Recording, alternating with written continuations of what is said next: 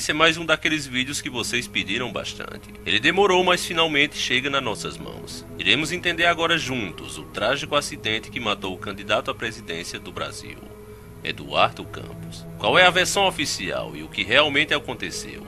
Existiria motivos para alguém querer sua morte? Essas e mais perguntas serão respondidas agora. Sem mais delongas, eu inicio o nosso quadro. A realidade por trás do mito. Eduardo Campos.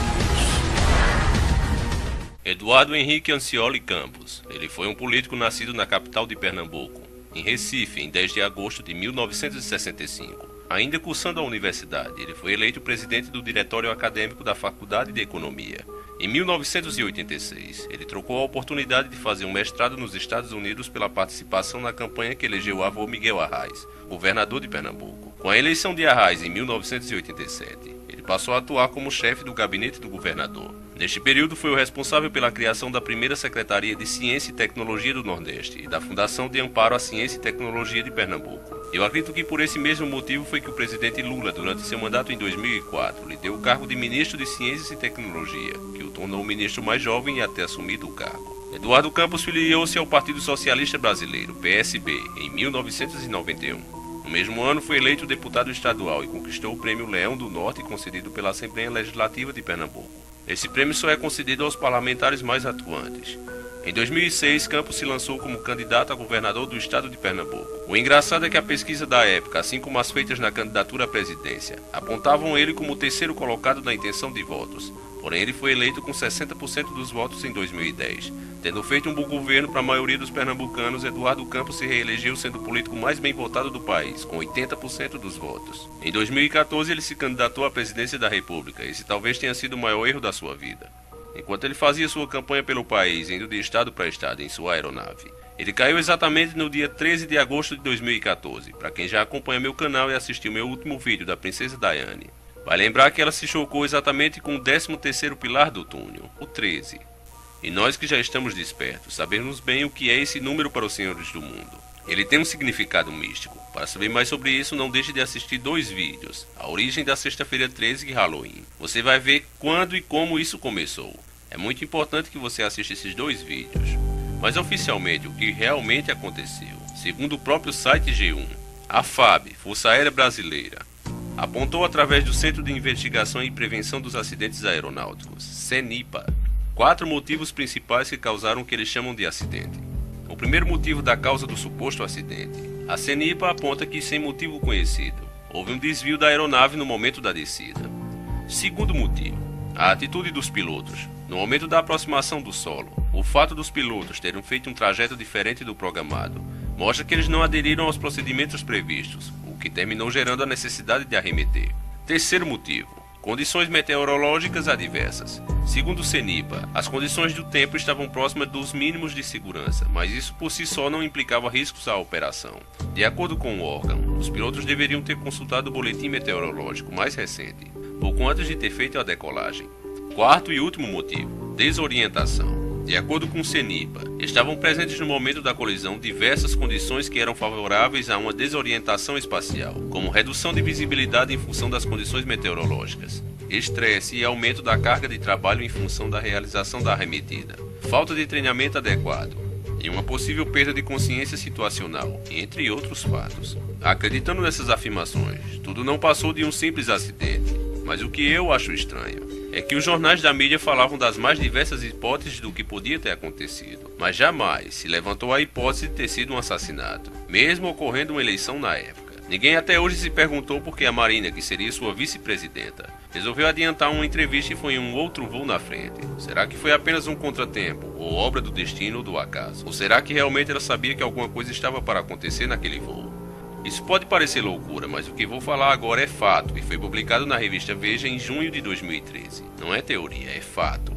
A revista Veja notificou a prisão de 4 agentes da Agência Brasileira de Inteligência, ABIN, que estariam espionando o governador de Pernambuco, Eduardo Campos, do PSB. Supostamente o próprio mandante seria o governo federal. Isso também está no Diário de Pernambuco, publicado em 15 de 6 de 2013. Essas palavras a seguir são da matéria, sem pôr nem tirar uma linha.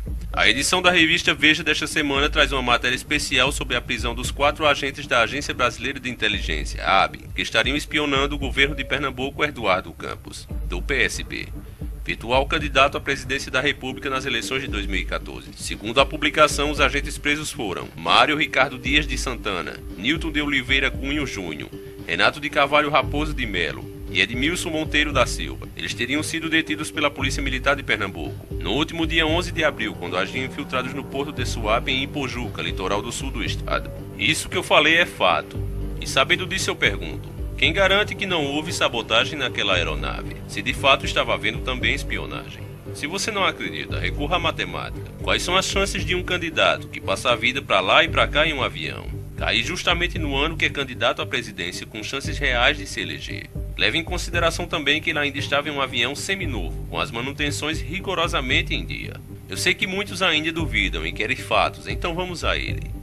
Vocês vão escutar agora notícias isoladas que, juntando todas, você vai ver claramente a grande conspiração que foi a morte de Eduardo Campos e a tentativa desesperada do governo para encobrir as provas. Matéria do jornal Estado de São Paulo. Gabinete da Segurança Institucional da Presidência GSI pediu à ABIN para monitorar os pontuários e sindicatos contrários à medida provisória 595. Em abril deste ano, o jornal Estado de São Paulo apresentou um documento exclusivo sobre o caso.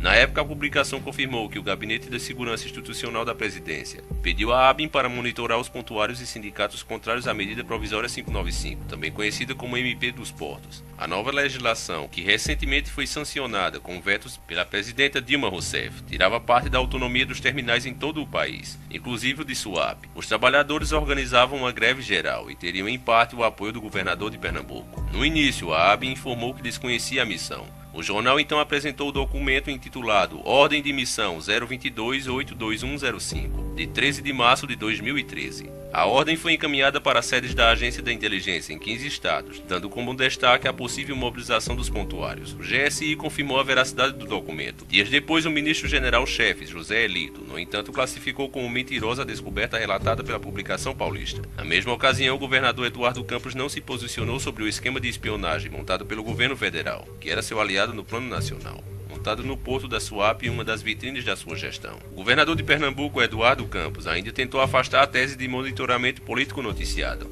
Nas entrelinhas pelo jornal O Estado de São Paulo, apesar da tentativa, a ABIN passou por uma crise institucional. A Presidência da República enviou uma nota oficial por meio de sua assessoria de imprensa, afirmando que não fazia operações para vigiar movimentos sindicais ou sindicalistas, conforme tem sido noticiado. A Presidência também fez questão de destacar que não tinha mobilizado agentes para espionagem no porto de Suape. Mas o que fato é essa ABIN? Bem, eu explico para vocês. Ela foi criada em 1999 pelo ex-presidente Fernando Henrique Cardoso, do PSDB. O órgão substituiu o Serviço Nacional de Informações, que foi formulado pela ditadura militar brasileira de 1964 a 1985. Entre os deveres da ABIN estão avaliar ameaças internas e externas à ordem constitucional, planejar e executar a proteção de conhecimentos sensíveis relativos aos interesses e à segurança do Estado e da sociedade. A ABIN também planeja executar ações, inclusive sigilosas, destinadas a assessorar a Presidência da República. É um FBI brasileiro. O que isso quer dizer? É que essa ABIN investiga as informações que se tornam sigilosas. Nós não ficamos sabendo de nada, elas são passadas para o governo e ainda sou eu que sou conspiracionista. Outro fato que me deixa de orelha em pé, igual a burro ruim, é a denúncia de Denise Abreu, ex-diretora de ANAC, Agência Nacional de Aviação Civil, e ex-pré-candidata à presidência da República pelo PEN, Partido Ecológico Nacional. Ela afirmou que deve haver uma séria, profunda e despolitizada investigação a respeito da queda de avião que causou a morte de Eduardo Campos, candidato do PSB à presidência da República. Denise lembrou que no acidente da TAM houve a perda de um grande denunciante do mensalão, o deputado Júlio Redec. Denise avaliou ainda que a imprensa nunca citou tal fato com a relevância que deveria ter sido atribuída. Essa também é outra notícia dada pelo site Terra. A presidenta Dilma Rousseff sensacionou na sexta-feira a Lei 12.970, que torna sigilosa a investigação de acidentes aéreos feitos pela aeronáutica. Com a nova norma, publicada ontem no Diário Oficial da União, o acesso da polícia e do Ministério Público às gravações das caixas pretas de dados e de voz do avião só poderá ocorrer mediante decisão judicial, ou seja, para que a polícia possa investigar isso só se um juiz mandar. Não é mais uma coisa livre e pública. As mudanças foram apresentadas pela Comissão Parlamentar do Inquérito da Crise do Sistema de Tráfego Aéreo instalada na Câmara dos Deputados após a colisão entre um Boeing 737-800 da companhia Gol e um jato Legacy da companhia de táxi aéreo norte-americana em 2006, que matou mais de 100 pessoas. A lei fixa regras para o funcionamento do Sistema de Investigação e Prevenção de Acidentes Aeronáuticos, CIPAE, cujo órgão executivo é do Centro de Investigação e Prevenção de Acidentes Aeronáuticos, CENIPA, Comando da Aeronáutica. De acordo com esse texto, a investigação tem um objetivo único, a prevenção de outros acidentes e incidentes, por meio da identificação dos fatores que tenham contribuído, direta ou indiretamente, para a ocorrência e da emissão de recomendações de segurança operacional. A lei estabelece ainda que a investigação do CIPAE deverá ser independente de qualquer outra, tendo precedência sobre as demais. O texto assegura o acesso da Comissão Investigadora à aeronave acidentada, seus destroços, cargas, laudos, autópsias e outros documentos, para preservar as informações à autoridade responsável, para poder interditar o avião e seus destroços, permitindo sua remoção apenas se for necessário para salvar vidas, preservar a segurança das pessoas ou proteger evidências. Ou seja, se eles mesmos fizerem uma merda, nós nunca vamos poder saber, já que são eles mesmos que investigam e nos proíbem de chegar perto. Tudo isso que eu falei é fato, não é conspiração, é realidade. Tudo isso vai se encaixando como um quebra-cabeça. Fica para nós agora somar 2 mais 2. Muitas pessoas até hoje culpam o Nordeste pela eleição do PT. E seguindo esse raciocínio, se Eduardo Campos estivesse vivo, não seria impossível imaginar um quadro onde ele vencesse em um segundo turno. Mas então será que do avião? Ou será que pode ter sido o PSDB? Bem, quem fez ou deixa de fazer, pouco interessa nesse caso, porque sabemos que nesse país, o Ené, esses são o mesmo. E eles são a elite global, os senhores do mundo. Uma grande prova disso é que na época do acidente eu li uma página no Facebook de uma notícia de um jornal aplicação ao presidente do FBI na investigação do acidente do Eduardo Campos. Eles perguntavam qual é o interesse dele nesse acidente. Pois ao contrário de nós brasileiros, que deixamos o governo gastar nosso dinheiro à vontade, a população americana cobra quando vê eles gastando com coisas sem sentido. O FBI, estando secretamente aqui, poderia ter instruído o governo como esconder as provas do crime. A página ia mais além e dizia que existia testemunhas que sabiam que houve uma reunião com Barack Obama e os 3 principais candidatos à presidência do Brasil. Tudo foi realizado às escondidas. Lá o Barack Obama teria feito algumas exigências, caso algum deles fossem eleito. Em troca ele daria alguns benefícios, alguns imediatos e outros depois da eleição. Segundo a página, Dilma Rousseff e Aécio Neves aceitaram tudo sem abrir a boca. Balançavam a cabeça apenas como lagartixas. Porém, Eduardo Campos não aceitou algumas propostas e disse que isso prejudicaria muito os brasileiros. Ele foi o único a não aceitar todas as propostas do presidente americano. Lendo todas essas informações, eu fiquei me perguntando: será que Eduardo Campos teria peito para fazer isso diante do presidente americano, sendo ainda apenas um candidato à presidência do Brasil?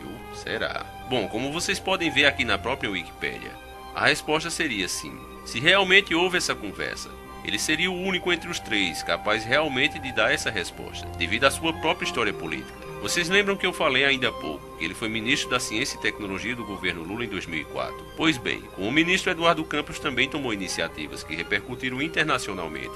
Uma delas foi a articulação e aprovação do programa de biossegurança, que permite a utilização de células-tronco embrionárias para fim de pesquisa de transgênicos.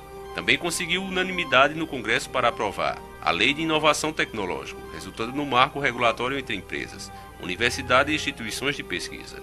Outra ação importante foi a criação da Olimpíada Brasileira de Matemática das Escolas Públicas, considerada a maior Olimpíada de Matemática do mundo em número de participantes. Ainda existem muitos fatos que envolvem esse acidente que deixam o caso ainda muito mais nebuloso. Teve testemunhas mentindo no jornal ao vivo, como esse caso aqui. O Evaristo, eu estou do lado do Donizete Júnior, ele é um estivador do Porto de Santos, mora ao lado da área onde aconteceu o acidente. Imediatamente ele desceu, vestiu aqui um macacão, luvas e foi tentar socorrer. Vamos ver o que ele viu. O que você viu?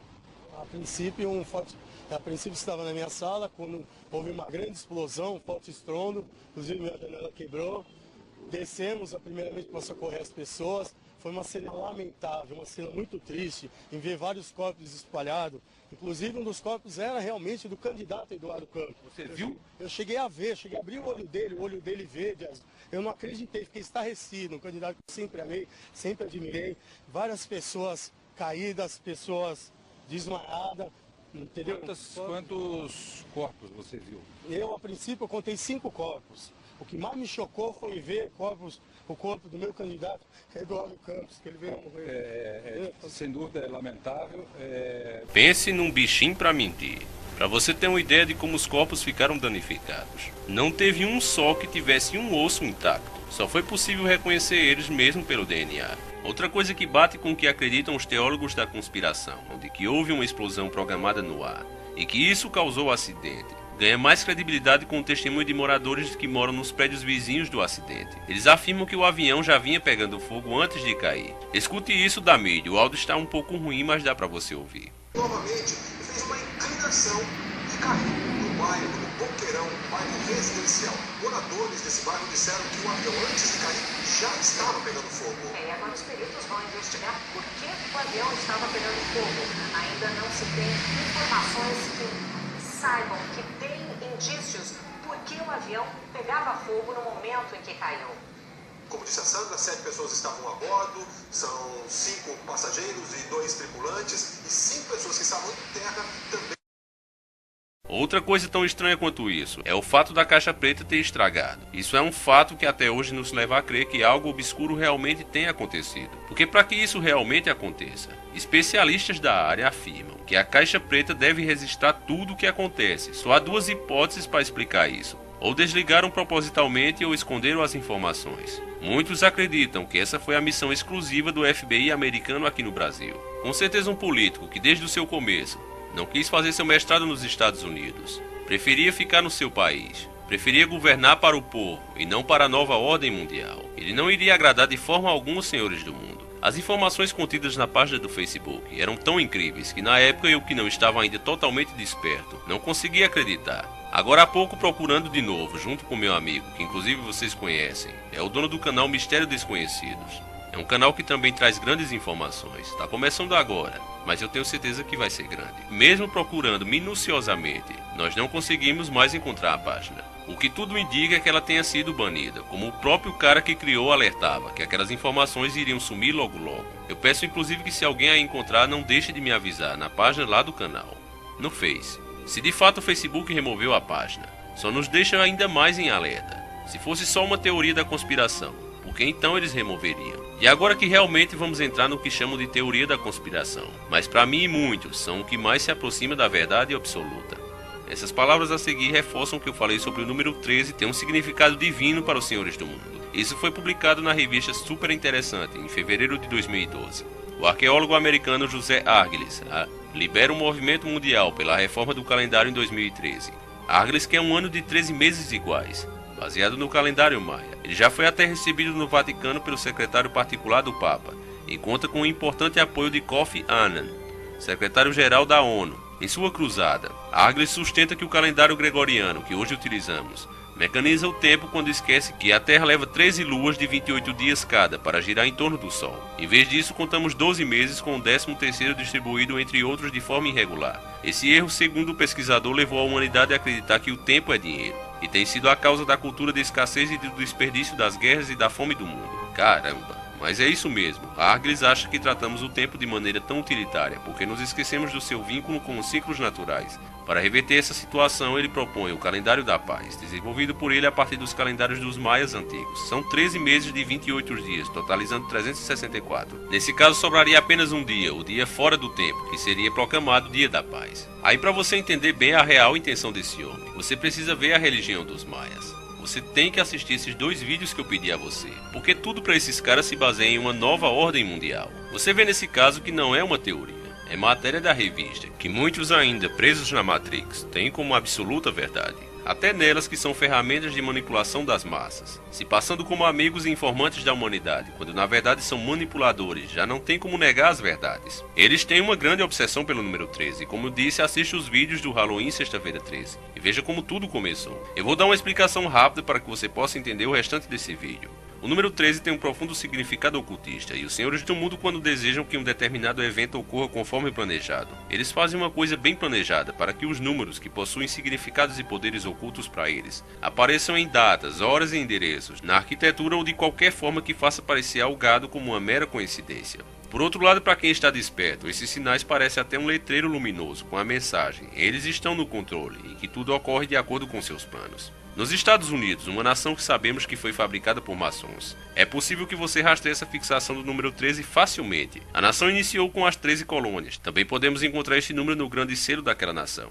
O simbolismo oculto do número 13 em circunstâncias políticas pode significar os inimigos dentro do nosso próprio governo. O próprio grupo Bilderberg é composto por 39 membros, dividido em 3 grupos com 13 membros em cada grupo. É necessário entender que para os ocultistas, uma vez que um determinado símbolo é criado, ele adquire um poder próprio, e tais símbolos adquirem mais força quando as pessoas desconhecem o seu significado. É como a política do segredo. As coisas ocultas adquirem força e influenciam, mas só funcionam quando as pessoas são pegas desprevenidas, sem saber o que realmente é aquilo. É como se o simbolismo deixasse uma aura, uma influência poderosa sobre os sentimentos e a mente das pessoas, uma presença constante a nível inconsciente. O maior poder de todos é criado se os iniciados jamais descobrirem a existência do símbolo. Na nota de $1, por exemplo, podemos perceber diversos sentidos que cercam o número 13.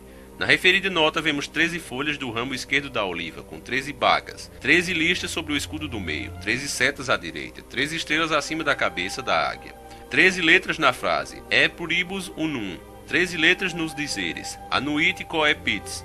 Há 13 degraus da pirâmide, que representa as 13 famílias que se dedicam a cultuar Satanás e que dominam o poder político e econômico do mundo.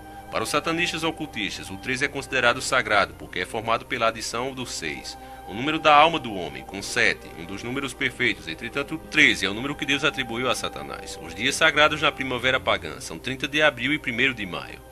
13 é o número de Satanás. Os satanistas veem o número 13 como número de completa depravação e rebelião, porque Satanás sempre quer ser melhor que Deus. E como Deus iniciou sua lei entre as 12 tribos de Israel, Satanás, para ser melhor, fez a sua com 13, que é o número com base com os Estados Unidos foram originalmente fundados. Também não foi acidente que Hitler escolhesse o ano de 1939 para iniciar a sua Segunda Guerra Mundial, porque 39 é formado pela multiplicação de 13 vezes 3. Assim você pode ver como a história humana tem sido moldada pela crença ocultista no poder dos números. Existem muitos exemplos que requerem tempo e recursos disponíveis em um seminário para explorá-los em profundidade. Agora que você já está ligado na parada de sucesso, vamos ao acidente do Eduardo Campos. Será que na morte dele tem muito número 13?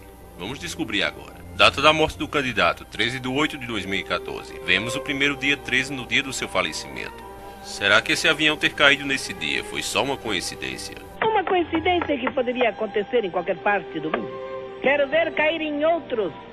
Pois bem, coincidentemente, 13 de agosto é a mesma data da morte do seu avô Miguel Arraes, que morreu no mesmo dia, 13 de agosto no ano de 2005. Esse é o segundo 13. Quais são as chances matematicamente disso acontecer? O cara ser candidato pela primeira vez à presidência da República, viver viajando de avião para lá e para cá, e justamente morrer no dia em que seu avô morreu. Essa também seria apenas mais uma coincidência. As duas coincidências acontecem em qualquer parte do mundo. Idade do candidato. O terceiro 13 se encontra na soma dos números que compõem a idade do ex-governador, que era 49. 4 mais 9 é igual a 13. 3 coincidências acontecem em qualquer parte do mundo. Mas no caso de uma quarta coincidência, é melhor eu me esconder. O dia posterior à sua morte é o dia 14 de 8 de 2014. Somando-se os números e o dia do mês, teremos 13, o que reforça na concepção dos ocultistas os poderes deste número. O prefixo do avião de Eduardo Campos era uma aeronave modelo Cessna 560XL. 5 mais 6 é igual a 11. Esse número do vindouro Cristo maçônico da nova era, o Anticristo. O número 11 também é muito usado pelos senhores do mundo. O número do voo é 560, e a soma desse número é igual a 11. 5 mais 6 mais 0 é igual a 11. O prefixo X em algarismo romano é igual a 10. Para finalizar, L representa o 12 em nosso alfabeto, ou seja, tanto o número 11 quanto o número 13 são claríssimos para todos verem. Apesar de tudo isso, para os incrédulos, isso é apenas uma coincidência. Dirão sim, poderia até ser, mas não com os fatos que chegam até nós pelas testemunhas que viram um avião pegar fogo antes da queda fatal. E também convém lembrar que 13 é o número do Partido Comunista chamado de Partido dos Trabalhadores. Vale lembrar também que Eduardo Campos fez referência a criar uma nação justa para criarmos os nossos filhos. Uma visão voltada para a pátria, enquanto o Partido dos Trabalhadores tem uma visão de construir uma sociedade global. Talvez nada disso faça sentido, mas pode ser que o símbolo diga muito mais do que queremos ver, e que o seu poder opere de modo mais eficaz quando escondido, inescrutável e indecifrável. Uma coisa muito clara para todos aqueles que quiserem ver: Sempre que aparece alguém, político, artista ou qualquer tipo de pessoa influente, e esse vai contra a ideia de um sistema globalizado, alguma coisa bizarra sempre acontece, como foi com a princesa Diana e Paul Walker. O seu avião cai do nada, como foi no caso de Eduardo Campos. Até mesmo uma doença rara aparece, como foi o caso de Enéas. Eles são bem criativos para eliminar as pessoas que não fazem o desejo deles. Basta lembrar também de Michael Jackson. O cara morre de um suposto erro médico assim que começa a colocar a boca no trombone. Os exemplos durante toda a nossa história são diversos e os mais variados possíveis. No entanto, todos esses crimes dos senhores do mundo sempre deixam simbolismo. E alguma coisa dentro de nós sempre nos avisa que há algo atrás das cortinas. Entretanto, não temas, não há nada escondido que não venha a ser revelado, e nada em oculto que não venha a se tornar conhecido. Esse vídeo acaba aqui. Eu espero que vocês tenham gostado, porque deu muito trabalho de fazer. Se você realmente gostou e reconhece o trabalho que dá para fazer um vídeo desses, não deixe de compartilhar, de mostrar mais a algum amigo seu. Não importa que te chamem de louco, cada um que abre os seus olhos é mais uma vitória para nós. Agradar a todos nem Jesus Cristo conseguiu, mas nós vencemos quando conseguimos acordar pelo menos mais um. Põe o vídeo nas suas redes sociais, dê o seu like, ajude o canal a crescer. Há 2 anos que eu venho batalhando contra essa corja maldita, e vocês sabem que o trabalho não é fácil. Estamos quase perdendo o nosso principal canal, mas mesmo assim a batalha segue, porque eu tenho vocês, e assim não há quem possa me derrubar. Então eu conto com vocês. Para você que quer ajudar o canal de forma financeira, quer ser o patrão do mês e escolher um tema para eu fazer um vídeo aqui, basta você fazer uma doação de qualquer valor no nosso Patreon. Como fazer isso tem um vídeo ensinando aí na descrição do vídeo. Quer fazer parte do nosso grupo do Zap? Então basta você mandar mensagem aos nossos ADMs aí na descrição do vídeo. Espero vocês na nossa próxima hora da meia-noite. Um abraço e até lá. Sempre encarando o sobrenatural.